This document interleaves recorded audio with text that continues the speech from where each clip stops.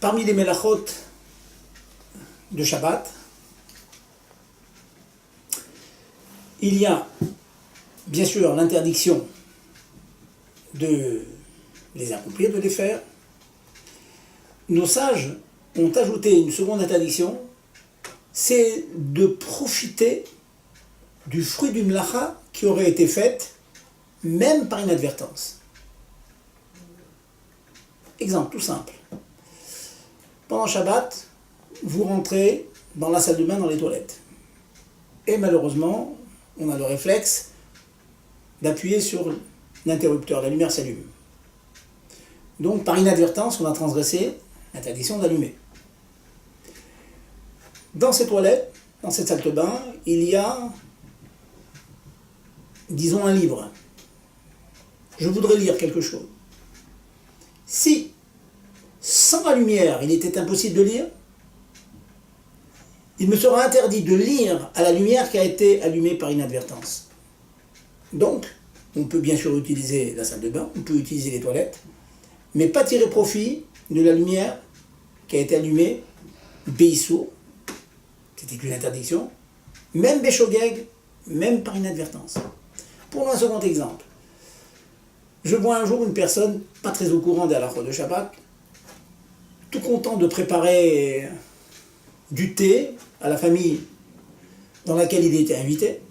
Il a pris une casserole qui était sur la plata, une casserole d'eau bouillante, il a enlevé de la plata et il a mis 5 ou 6 ou 7 sachets de thé à l'intérieur. Tout content d'avoir une grosse casserole avec du thé.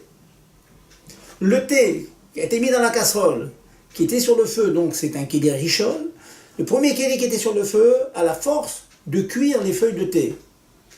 Les feuilles de thé ayant été cuites par inadvertance, certes, puisque la personne ne connaissait pas bien cette interdiction, eh bien nous n'avons pas le droit de prendre ce thé.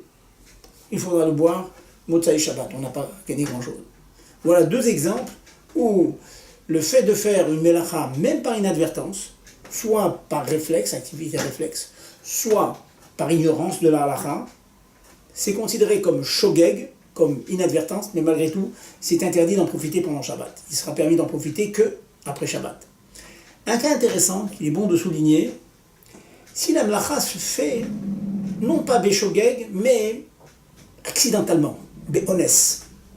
Par exemple, on marche dans un couloir, et puis on fait des mouvements un peu amples, et notre coude touche l'interrupteur, cela s'allume.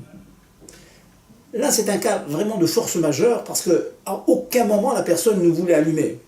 Elle n'a pas oublié Shabbat comme la personne qui est rentrée aux toilettes et qui a finalement oublié pendant quelques secondes Shabbat et qui a allumé. C'est vraiment un réflexe, le coude a touché l'interrupteur. Dans ce cas-là, c'est honnête, intéressant qu'il est interdit de profiter de cette lumière dans ces cas-là. Ce sont des cas rares, mais c'est bon de savoir que si ça a été fait donc béhonès, de manière tout à fait accidentelle, il est permis de profiter de cette melacha, même pendant Shabbat.